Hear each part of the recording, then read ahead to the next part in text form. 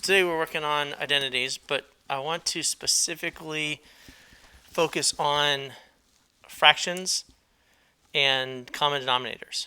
Okay, so today's trig identities basically are to help you guys practice getting common denominators and doing some algebra that I know you guys are struggling with. Okay, so the first one, I've got sine x divided by 1 plus cosine x plus cosine over sine. Okay, and that's going to be equal to cosecant x. Again, I like you guys following this list of rules.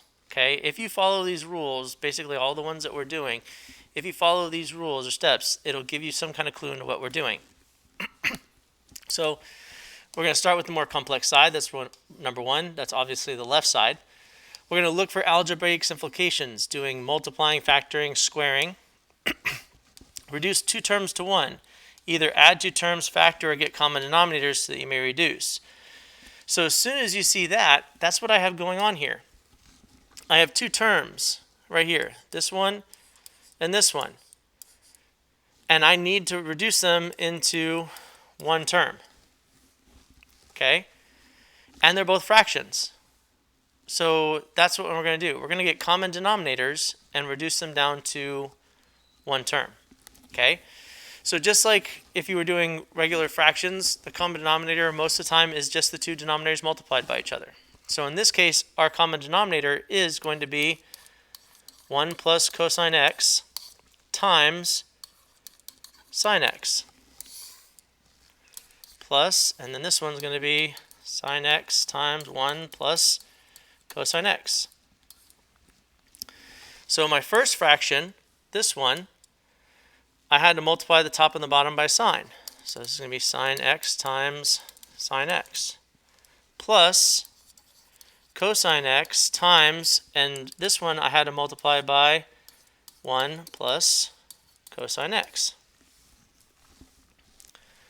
So the first fraction, I had to multiply the top and the bottom by sine x. And then the second one, I had to multiply the top and the bottom by 1 plus cosine x to get my common denominators.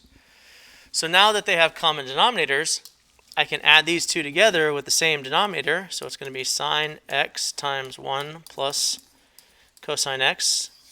On top, you're going to end up with sine squared x, because sine times sine is sine squared, plus, and here I'm going to distribute at the same time. So cosine times 1 is cosine x, plus cosine times cosine is cosine squared. Okay. Oh, I've got parentheses here. So I've just added, kind of did some algebra. Now, one of my rules says that right here, if an expression contains squared terms, think of the Pythagorean identities. So now that I've done this multiplication here, I see sine squared. I also see cosine squared. But as soon as I see a sine, cosine, or tangent squared, I should think of my Pythagorean identities. So when I look at my Pythagorean identities, one comes glaring out at me. So I'm going to rewrite this real quick. I'm just changing the order of the top so that you can see it a little bit better. Since addition, order doesn't matter, I see, I have cosine squared plus cosine squared. This right here is one of my Pythagorean identities, and it is equal to 1. So when I switch that, I'm going to get 1 plus cosine x on top, and the bottom I'm going to get this. And if you've noticed, I have not multiplied the bottom in yet. Okay? And there was a reason for that.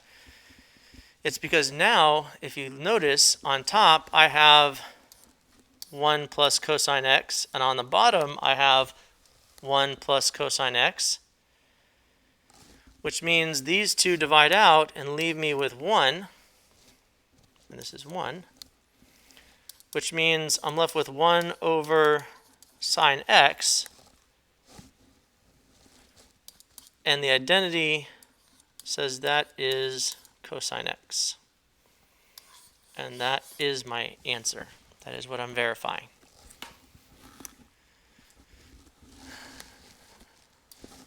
Now,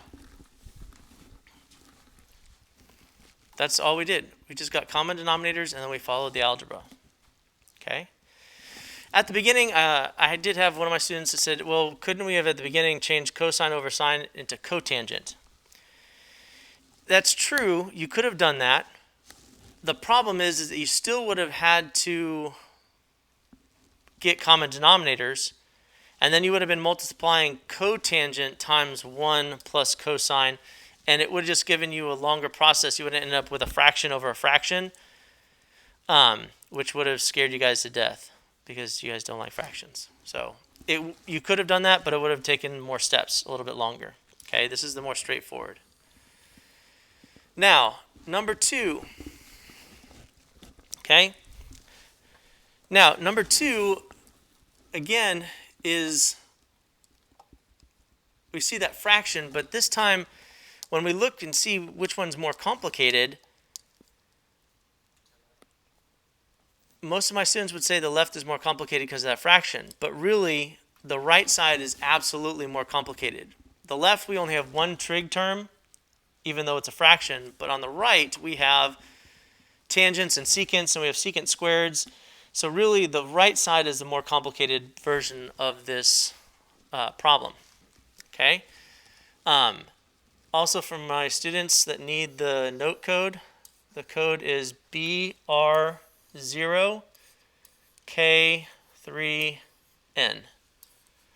That's your note code to move on through today's assignments. Okay. So when we're looking at this problem, one of the things that we're going to look at right off the bat is, can we use a Pythagorean identity? Because we see that secant squared there. We could change the secant squared to 1 plus tangent squared, but that's not going to help us that much because we're going to end up with now 3 terms. We're going to have 1 plus tangent squared minus tangent secant. And tangent times secant isn't a identity. If it were tangent times cosine, then that would have been sine. So that doesn't really help us either. Okay, so if we start going through our steps, well, we don't have any multiplying or factoring or foiling. We can't reduce 2 terms to 1. We don't have denominator of 1 plus a trig function. We have that on the left side, but on the right, trig relationships, we looked for that, can't find it. We looked at our Pythagorean identity, but that's not going to help us. So basically, we're at this stage, and I wanted to do one of these where we get to that point where, as a last resort, we're going to change everything into terms of its sine or cosine. Okay? So that's where we're at here. So we start with secant squared. To change that into sine or cosine, secant is 1 over cosine squared x minus tangent, which is sine over cosine x, times secant, which is 1 over cosine x. So that's where we're at. So we changed everything into terms of sine and cosine. Okay? Now, once I've done that, I see something really important. Okay? So what I'm going to do is I'm going to multiply my tangent in this form times my secant, and when I do, I get sine x, because sine times 1 is sine, and then I have cosine times cosine, which is cosine squared. So when I change everything into terms of sine and cosine, when I multiply that tangent times secant in that form, I get sine over cosine squared, and secant squared is 1 over cosine squared, and they have common denominators already. So this is another problem where you have to get two terms into one using common denominators, but we had to change everything to sine and cosine to do it. So we put this together, and we get 1 minus sine x over cosine squared. Okay? Now, where do we go from here? Well, if we look at our answer is only in terms of sine. So what I'm going to do is I'm going to use my Pythagorean identity for cosine squared to change it into terms of sine. So 1 minus sine x divided by cosine squared is 1 minus sine squared x. Now, even though these two things look identical, the top one's only sine, where the bottom one is sine squared, so you cannot just divide those two things out. But if you remember one of our rules in algebra, when you have conjugates, a plus b times a minus b, when you FOIL them out, you get a difference of two squares. Or if you have a difference of two squares in this form of a squared minus b squared, they factor into its conjugates.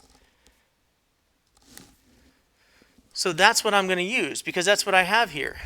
This right here is in that form of a squared minus b squared. So I'm going to factor it.